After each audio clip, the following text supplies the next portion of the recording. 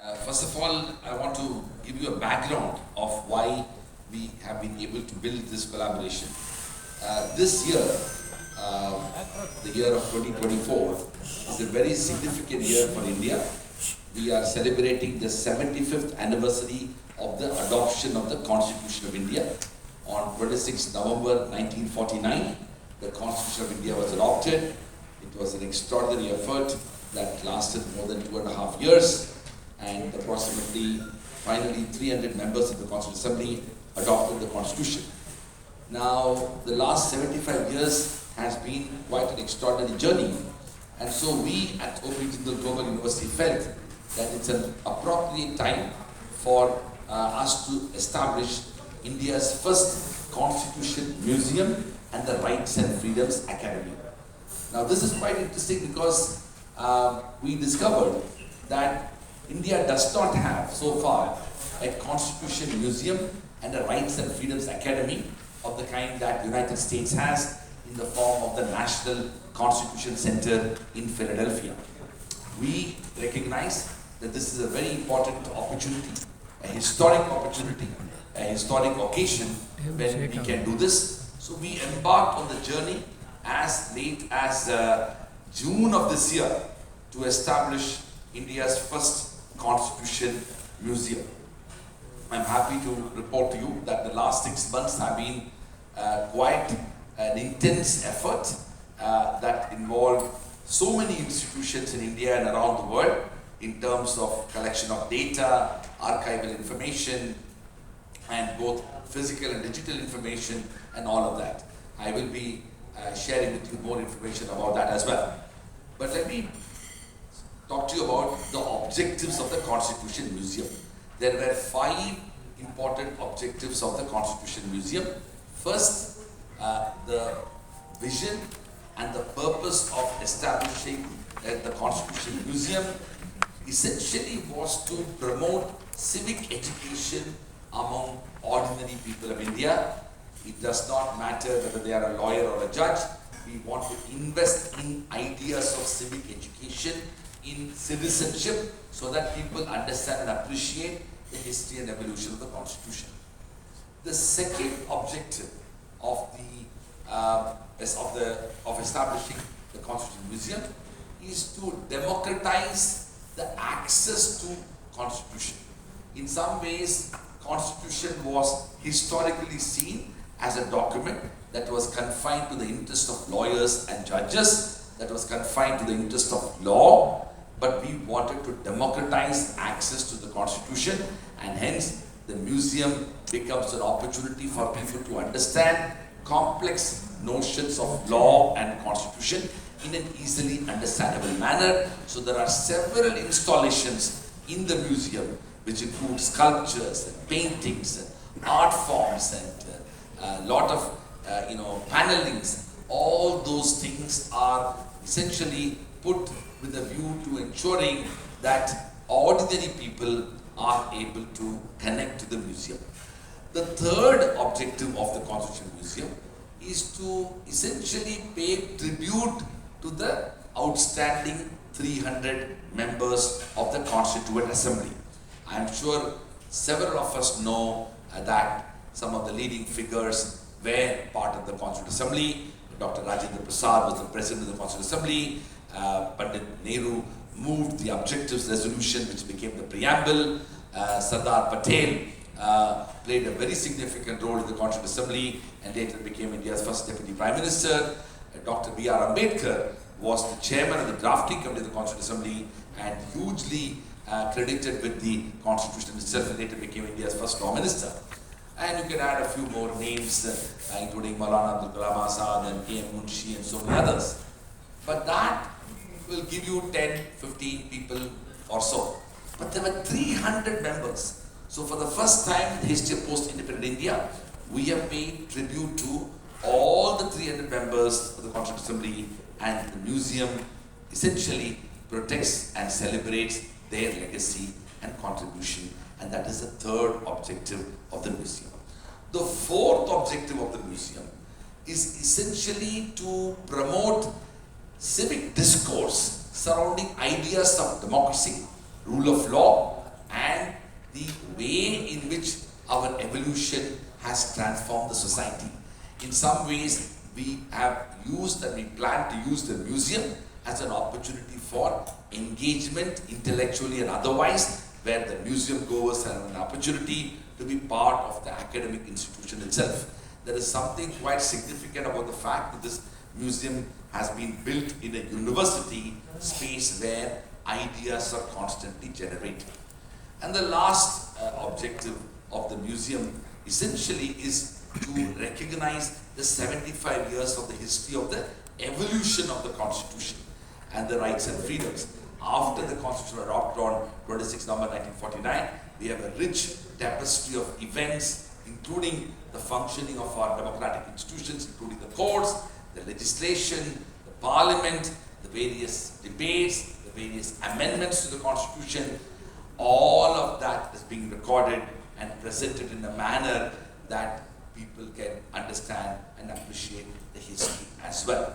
These were the 5 objectives on the basis of which we embarked on the journey of establishing India's first Constitution Museum.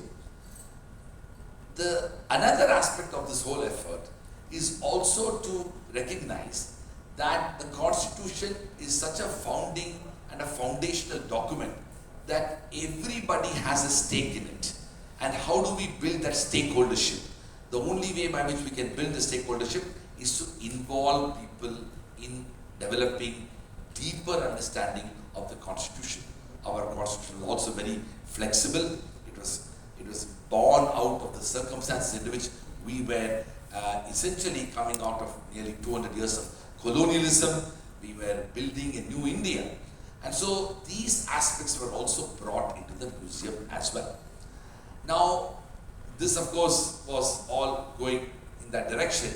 But early on, one of the things that we decided to do was, how do we make the museum interesting, both in terms of the participants and the visitors who come to the museum, but also how we can keep them engaged and involved in the entire museum experience. And so that thought process led to what we consider a very innovative idea, something quite unique and I believe pioneering in the country, which is to have India's first robotic tour guide for the Constitution Museum. Of course, we are a liberal arts and social sciences and humanities university with schools such as law and architecture. We don't have engineering and other such disciplines. So we thought that we should reach out to one of India's premier institution focused in the field of engineering and technology, and that's how we reached out to the IIT Madras. I had a discussion initially with Professor Venkatesh Balasubramaniam, after which we had an opportunity to host the team from IIT Madras. We had visited IIT Madras here, and our team had extensive discussions here, followed by their visit, and of course there was a very interesting collaboration that happened there. So the O.P. Jindal Global University and IIT Madras have come together in this particular aspect of the museum, which is to have India's first robotic tour guide of the museum. Now, why this part of it is interesting? First of all, it's an example of institutional collaboration. IIT Madras is a premier public institution and is also an institution of eminence recognized by the Government of India. O.P. Jindal Global University is a private university but also an institution of eminence recognized by the Government of India. But unlike IIT, it's a purely liberal arts, humanities, social sciences. Second, the idea that I talked earlier, Constitution is not confined to law. It's about every individual and every institution.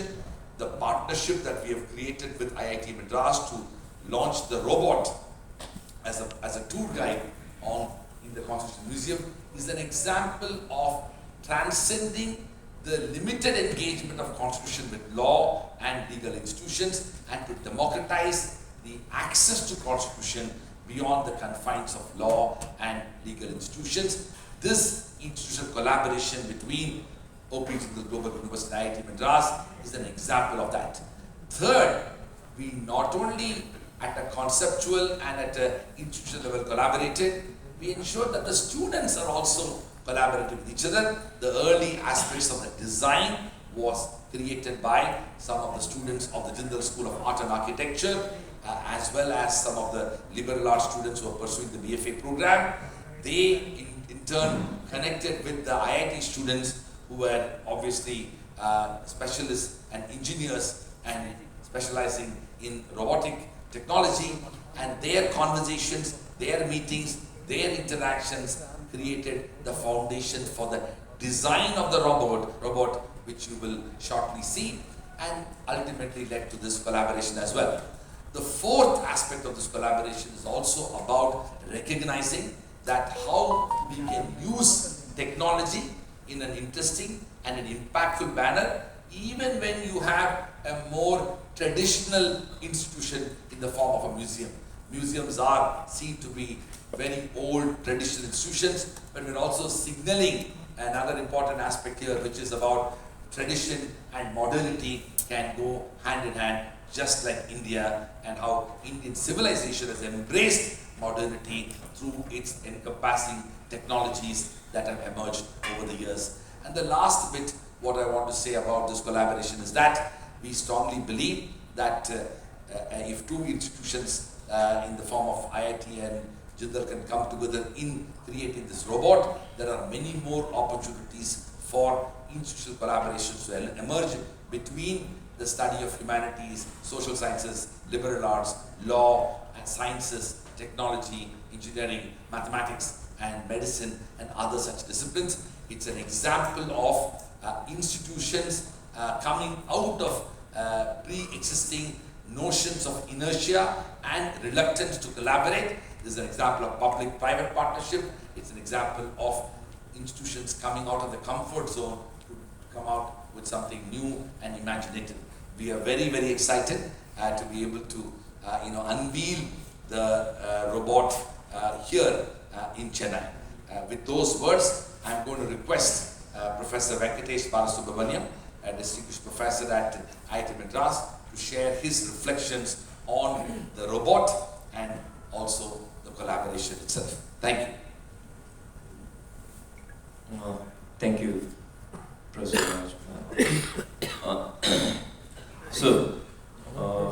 Constitution is not merely a lawyer's document.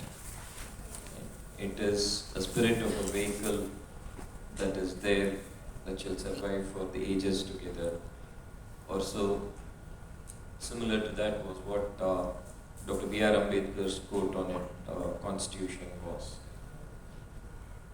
It makes a lot of pleasure to collaborate with the Jindal Global University on a very interesting endeavor of having a Constitution museum. Generally, museum is looked down upon as a place that you go, but museum is a place to look up for various things that are there. So beautifully he had summarized the reason and the rationale of how this first Constitution Museum in independent India after 75 years is getting inaugurated at the Institute of Eminence, Jindal Global University. Around here, he had popped a question of a technology collaboration or something that can be brought in. And in that endeavor is this collaborative approach. Like the Constitution was put by this baby country with a bunch of lawyers and an excellent members of the Constituent Assembly who got together, tried to put a framework of rules under which this nation could progress and reach where we are. Symbolic to that is this collaborative effort, not of professors or faculty and other thing, but bunch of students, people as said before, from the Jindal's School of Art and Architecture and Fine Arts, the BFA students and others, who came up with external design, and the technical part of it was from the I.I.T, the Center of Center for Innovation at C5 at IIT Madras, we had our students had put together various aspects like a large language model, bring the AI into it, and aspects of it that are new in terms of what can be done. Constitution again was not a perfect document on the day one, and that is something that is always improved and amended to be something of relevance and a guiding framework for all of us. Likewise, this robo is something that is being put together, probably evolving with the large language models and other things that are there, but also be a guide to a large body of people that are going to be viewing these evolution of this constitution through this technological aspect that could be there as a museum part. Now there are many firsts. I mean, friend Professor Paddy will talk about it more in detail. What I wanted to bring across are three essential points that we want to. Putting together a museum, it's easy to go buy a robo and put it in, but planting the seeds of understanding what this constitution is and what it means and how it can be going forward is by the next generation and how they go forward with that. So the endeavor is all about the students who can bring together the bunch of students from various disciplines at IIT Madras and a bunch of students from the arts and the fine arts and the architecture and other things at Jindal together worked on this aspect. There's a display of the robo outside, and I'm sure some of you may get a chance to view physically or virtually once the museum gets inaugurated, and you should appreciate, and we should have many more such museums across the country to celebrate the Constitution, but the first one gets done after 75 years. All right. I want to say that may I request you to welcome S.A.M.V.I.D, the India's first tour guide robot to be present at the Constitution Museum. We are introducing S.A.M.V.I.D. We have named the robot as S.A.M.V.I.D, which is kind of a short form of the word Samvidhan, which is the Constitution.